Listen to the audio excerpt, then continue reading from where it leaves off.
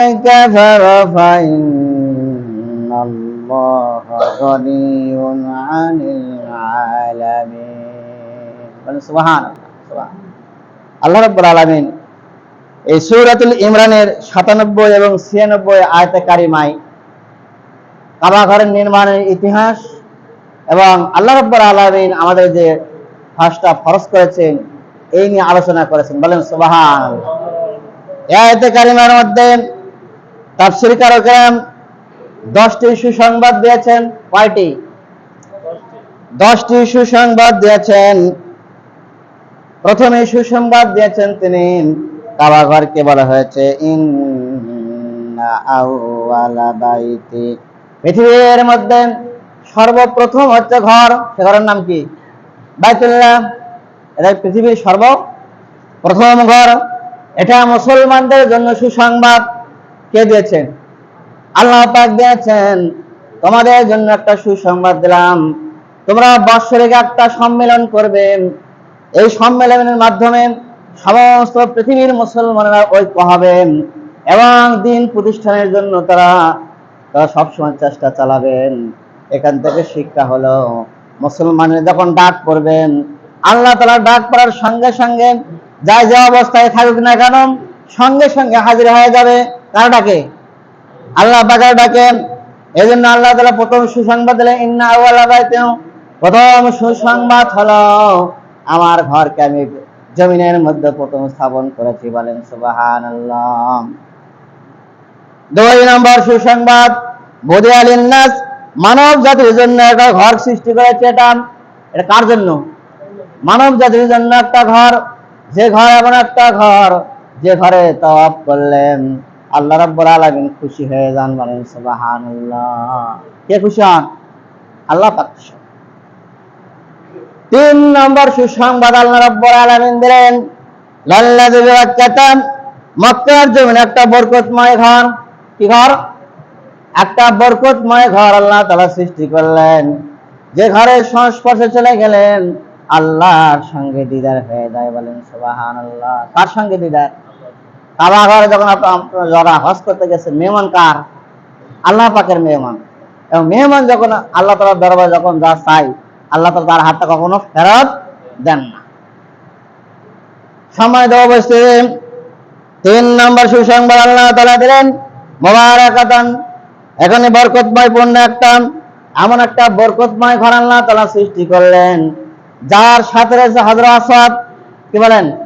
এমন একটা পাথর রয়েছে যার পাশে রয়েছে জমজম কূপ, এমন একটা কূপ রয়েছে যার পাশে মাকামে ইব্রাহিম রয়েছে, সাফা মারওয়া সাই করার স্থান রয়েছে। অনেকগুলা বরকতময় নিদর্শন আল্লাহ রাব্বুল আলামিন দান করলেন যার মাধ্যমে আল্লাহকে পাওয়া যায়। বলেন সুবহানাল্লাহ। এরপর আল্লাহ তাআলা জানিয়ে দিলেন 5 নম্বর সুসংবাদ হুদাল লিল আলামিন, সারা বিশ্বের জন্য এটা হেদায়েত। সারা বিশ্বের জন্য কি হেদায়েত? কে বলেছেন? আল্লাহ রাব্বুল আলামিন বলেছেন। 6 নম্বর সুসংবাদ আল্লাহ তাআলা দিলেন ফীহি আয়াতুম বায়্যানাত। বলেন সুবহানাল্লাহ। 6 নম্বর সুসংবাদ হচ্ছে যেমন একটা নিদর্শন আল্লাহ তাআলা দিলেন যা একমাত্র জ্ঞানীমান ব্যক্তি, বিবেকমান ব্যক্তি সেই ঘরের সংস্পর্শে চলে যাবে। পাগল ছাগলেরা যারা বুঝবে না তারা কি যাবে? তারা কখনো যাবে না। 7 নম্বর আল্লাহ তাআলা সুসংবাদ দিলেন মাকামে ইব্রাহিম, এমন একটা জায়গা রয়েছে যে জায়গাটা আমাদের জাতির পিতা হযরত ইব্রাহিম আলাইহিস সালাম তার পায়ের এখনো নকশা রয়েছে। বলেন সুবহানাল্লাহ। যে পাথরের উপরে হযরত ইব্রাহিম আলাইহিস সালাম দাঁড়িয়ে কাবা ঘর নির্মাণ করেছিলেন সেই পাথরের উপরে কার ছাপ রয়েছে? পায়ের ছাপ। ইব্রাহিম আলাইহিস সালাম। হযরত ইব্রাহিম আলাইহিস সালাম পাথরের উপরে যখন দাঁড়িয়ে যখন কাবা ঘর নির্মাণ করেছিলেন আল্লাহর দরবারে ফরিয়াদ করে হায় রব্বে কারীম, এই কাবা ঘর নির্মাণ করেছেন ইব্রাহিম এবং ইব্রাহিমের বংশধর থেকে আমার রাসূল জনাবে মুহাম্মদ রাসূলুল্লাহ সাল্লাল্লাহু আলাইহি সাল্লামের আগমন ঘটবেন। আল্লাহ রাব্বুল আলামিন এমন ভাবে পাথরকে নরম করে জানিয়ে দিলাম, দেখো ইব্রাহিম আলাইহিস সালামের পায়ের নকশা কিয়ামত পর্যন্ত জারি রেখে দিলেন। বলেন সুবহানাল্লাহ। বিশাল বিশাল রহমত। 8 নম্বর আল্লাহ রাব্বুল আলামিন সুসংবাদ দিলেন, ওয়া দাকালাহু কানা আমিনা। যে ব্যক্তি কাবা ঘরের সংস্পর্শে যাবে সে নিরাপত্তা থাকবে, বলেন সুবহানাল্লাহ। কিসের থেকে নিরাপদ? জাহান্নাম থেকে নিরাপদ পাবে। জাহান্নাম নিরাপত্তা পেয়ে আল্লাহ রাব্বুল আলামিন তার জন্য জান্নাতের সুসংবাদ দেবেন, বলেন সুবহানাল্লাহ। এমন একটা জায়গা, যে জায়গা গেলে সব সময় একমাত্র ইবাদত বন্দেগী করতে হয় কার? আল্লাহ পাকের। 9 নম্বর আল্লাহ তাআলা সুসংবাদ দিলেন, ওয়ালিল্লাহি আলান নাসি হিজ্জুল বাইতি মান ইসতাতাআ ইলাইহি সাবিলা। আল্লাহ তাআলা হজকে ফরজ করলেন আয়াতে কারিমার দ্বারা। তোমাদের যারা সামর্থ্য রয়েছে, তোমাদেরকে যারা আমি আল্লাহ রাব্বুল আলামিন ধন সম্পদ দিয়েছে, এবং সেই ধন সম্পদ থাকলেই হবে না, আপনাকে সুস্থ থাকতে হবে। কি থাকতে হবে? সুস্থ থাকতে হবে। সুস্থ না হলে আপনি হজ করতে পারবেন না। আপনার এখান থেকে নিয়ে মক্কা শরীফ যাওয়া পর্যন্ত খরচের আর্থিক থাকতে হবে, এবং আপনার শরীরটা টোটালি সুস্থ থাকতে হবে। যদি আপনি সুস্থ থাকেন, নিরাপত্তা থাকেন, তাহলে আপনার উপর হজ খরচ করেছেন কে? আল্লাহ রাব্বুল আলামিন। এরপর আল্লাহ রাব্বুল আলামিন 10 নম্বর সুসংবাদ দিলেন, ওয়ামান কাফারা ফাইন্নাল্লাহা গানিয়্যুন আনিল আলামিন। সুবহানাল্লাহ। যারা আমার এই হজকে কি করবে? অস্বীকার করবে, কুফরি করবে, ধন সম্পদ থেকে ভয় করবে, যে টাকা পয়সা কমে যাবে হজ করলে। এমন ব্যক্তি আছে না? যেমন তো 7 লাখ টাকা লাগতেছে, তাহলে অনেক টাকা, এই সম্পদ থাক, আমি ভালোভাবে থাকবো, আমার সন্তানেরা খাবে, এ বলে সে আর কি কোথায় যায় না? হজে যায় না। যে সম্পদ থাকার পরও কি করলো? সে অস্বীকার করলাম, হজ করলো না। আল্লাহ রাব্বুল আলামিন জানিয়ে দিলেন, তোমাকে যারা পরিমাণ আমি সম্পদ দিয়েছি কিছুই নয়, খরচ নেই সম্পদ আমি দিয়েছি।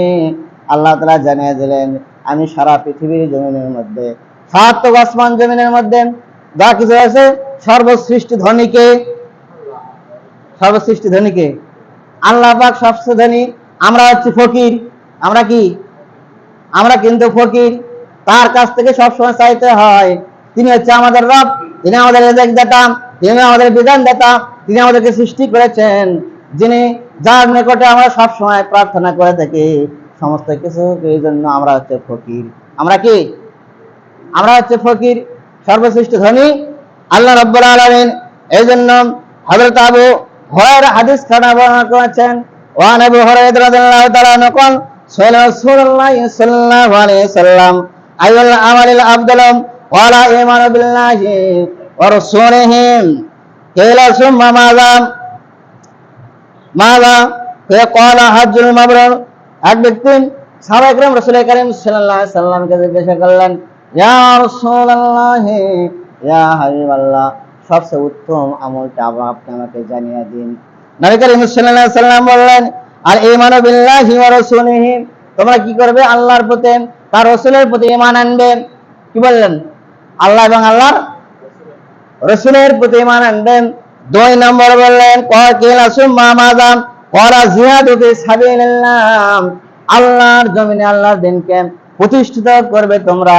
এটা কয় নম্বর বললেন?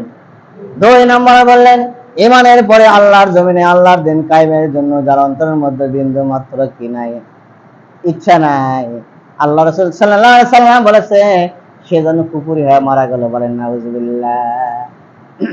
এজন্য আপনার প্রতি, আমার প্রতি, দ্বীনের প্রতি মহব্বত আর ভালোবাসা থাকতে হবে, যে আমি আমার যতটুকু সাধ্য রয়েছে দ্বীনকে কায়েম করার জন্য চেষ্টা করতে হবে।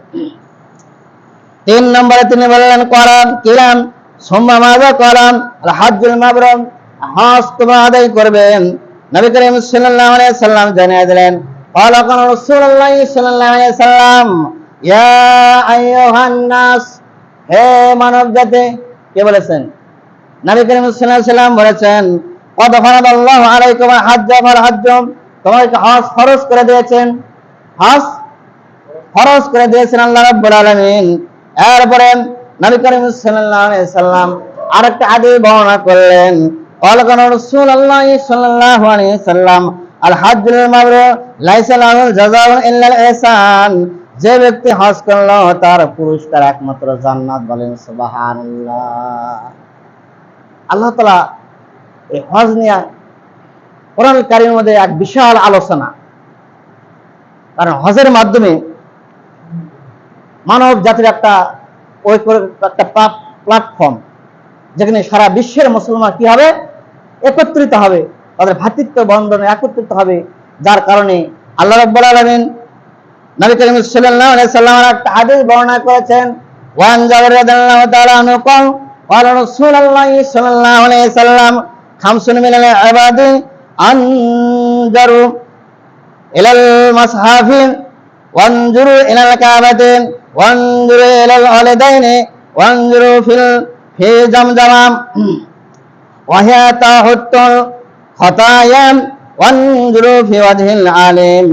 নবী করিম সাল্লাল্লাহু আলাইহি ওয়াসাল্লাম বলেছেন, পাঁচটি জিনিসের দিকে তাকানো হচ্ছে ইবাদত। পাঁচটি জিনিসের দিকে তাকানো কি? ইবাদত। কে বলেছেন? নবী করিম সাল্লাল্লাহু আলাইহি ওয়াসাল্লাম বলেছেন, পাঁচটি জিনিসের দিকে তাকালি হচ্ছে ইবাদত। এক নম্বর তিনি বলেছেন কোরআনুল কারীম। কোরআনুল কারীমের দিকে তাকানি ইবাদত। কে বলেছেন? নবী করিম সাল্লাল্লাহু আলাইহি ওয়াসাল্লাম। কোরআনুল কারীম হচ্ছে এমন একটা সংবিধান, এমন একটা বিধিবিধান, যার তেলাওয়াত করলে একটা হবে কয়টা নেকি? 10টা নেকি। শুধু নেকি দিয়ে ক্ষান্ত হন নাই, আপনি জীবনে যখন বাস্তবায়ন করবেন তখন আপনার আমলনামে লক্ষ লক্ষ কোটি কোটি নেকি দেবেন কে? আল্লাহ রাব্বুল আলামিন এমন একটা বিধান দিলেন যা আপনার জন্ম থেকে নিয়ে মৃত্যু পর্যন্ত একটা সংবিধান, যে সংবিধান আপনি পরিপালন করলে আপনার জীবনে কোনো কি হবে না, অভাব হবে না। তাহলে এক নম্বর যিনি বললেন রাসূল করিম সাল্লাল্লাহু আলাইহি সাল্লাম, পাঁচটি জিনিসের দিকে তাকালি ইবাদত। কয়টি? এক নম্বর কি বলছেন? কোরআনুল কারীম, এই নিয়ে বিশাল আলোচনা। 2 নম্বর হচ্ছে কাবা। 2 নম্বর কি? কাবা, আল্লাহর ঘর। এই সম্পর্কে আল্লাহ রাব্বুল আলামিন বলেছেন, ওয়া মান ইউআজ্জিম শাআইরাল্লাহি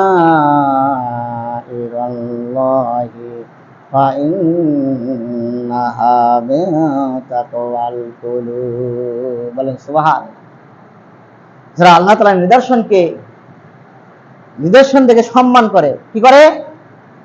সম্মান করে, তারাই সবচেয়ে বেশি তাকওয়াবান ব্যক্তি। তারা সবচেয়ে বেশি কি? তাকওয়াবান ব্যক্তি। সৈয়দ ওলিউল্লাহ মুহাদ্দিস দেহলভী রাহমাতুল্লাহ আলাইহি আল্লাহর নিদর্শন সম্পর্কে 4টি জিনিস আলোচনা করেছেন। 1 নম্বর তিনি বলেছেন কোরআনুল কারীম। 2 নম্বরে বলেছেন কাবা বাইতুল্লাহ। 3 নম্বরে বলেছেন আমাদের রাসূল করিম সাল্লাল্লাহু আলাইহি ওয়াসাল্লাম। 4 নম্বর তিনি বলেছেন সালাত। সম্মানিত উপস্থিতি, তাহলে কাবা ঘরের দিকে তাকানো কি? ইবাদত। কাবা ঘর আমরা কি করে? হাজী সাহেবরা হজ করে না? হজ করতে এখানে যায়। এজন্য নবী করিম সাল্লাল্লাহু আলাইহি ওয়াসাল্লাম বলেছেন, যে ব্যক্তি কাবা ঘরে তওয়াফ করার সময় এক কদম পা ফালায়, একটা পা ফালালো, এক কদম পা ফেলার সঙ্গে সঙ্গে আল্লাহ রাব্বুল আলামিন তার জন্য 500টি নেকি তার আমলনামায় লিখে দেন। বলেন সুবহানাল্লাহ। এক কদম ফালালি। শুধু তাই নয়, 500 নেকি দেয়। আল্লাহ রাব্বুল আলামিন ক্ষান্ত হন নাই, 500 গুনাহটা আল্লাহ রাব্বুল আলামিন মাফ করে দেন। সুবহানাল্লাহ। 500 গুনাহ মাফ করে ক্ষান্ত হন নাই, আল্লাহ রাব্বুল আলামিন 500 পদম মর্যাদায় বৃদ্ধি করে দেন। বলেন সুবহানাল্লাহ। এত সম্মান দিয়েছে হাজী সাহেবকে। কে দিয়েছেন?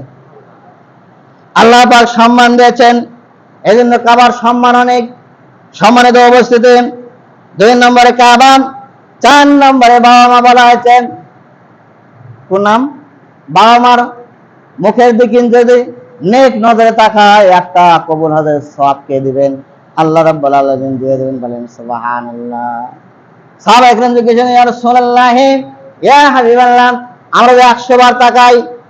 নবী করিম সাল্লাল্লাহু আলাইহি সাল্লাম বললেন, তোমার আমলনামায় 100টা কবুল হজের সওয়াব আমলনামায় লেখা হয়। বলেন সুবহানাল্লাহ। এইজন্য বাবা মাকে কষ্ট দেওয়া যাবে? বাবা মাকে কষ্ট দেওয়া যাবে না। মায়ের পদতলে সন্তানের বেশ কি? বাবা মা খুশি মানে জান্নাত, অখুশি মানে জাহান্নাম। এই জন্য হুঁশিয়ারি। 2 নম্বর 3 নম্বর বলা আছে বাবা মার দেখেন তাকালি কি? ইবাদত। নবী করিম সাল্লাল্লাহু আলাইহি সাল্লাম বললেন 4 নম্বর জমজম কূপের দিকেন তাকালি ইবাদত। বলেন সুবহানাল্লাহ। জমজম কূপ কাবার পাশে যারা হজ করতে গেছেন তারা দেখে এসেছেন। এই পানি সম্পর্কে নবী করিম সাল্লাল্লাহু আলাইহি সাল্লাম অনেক হাদিস আলোচনা করেছেন। নবী করিম সাল্লাল্লাহু আলাইহি সাল্লাম বলেছেন ইন্নাহা মুবারাকাতুন ইন্নাহা তাআমাতুন। সুবহানাল্লাহ। এটা বরকতময় জমজম কূপটা কি? একটা বরকতময়। যে ব্যক্তি এই পানিটা কি করে পান করবে, পান করার সঙ্গে সঙ্গে তার ক্ষুধা তৃষ্ণা বলতে কিছুই থাকবে না। বলেন সুবহানাল্লাহ। এমন একটা কূপ যে কূপে পানি খেলে আপনার সমস্ত ক্ষুধা কি হয়ে যাবে? নিবারণ হয়ে যাবে। সমস্ত যত আপনার খাদ্য প্রয়োজন ছিল কোনো ক্ষুধা থাকবে না। শুধু তাই নয়, আরো জায়গায় নবী সাল্লাল্লাহু আলাইহি সাল্লাম বলেছেন খায়রু মাইন আলা ওয়াজহি আরদিন মা জমজম। এই জমিনের মধ্যে সর্ব উত্তম পানি হচ্ছে জমজমের পানি। কোন পানি? জমজম কূপের পানি। যাই যে ব্যক্তি যে নিয়তে পান করবে, খালেস নিয়তে পান করলেন, আল্লাহ রাব্বুল আলামিন সেই নিয়তটাকে পুরা করে দিবেন। বলেন সুবহানাল্লাহ। আপনি যে নিয়তে আপনি পান করেন, আপনার অসুখ আছে, সেই নিয়ত করেন, খালেস নিয়তে পান করতে হবে যে আল্লাহ এই ওসিলায় আমার রোগটা কি করে দেবে? ভালো করে দেবে। সময় দেওয়া বসে। এই জন্য নবী করিম সাল্লাল্লাহু আলাইহি সাল্লাম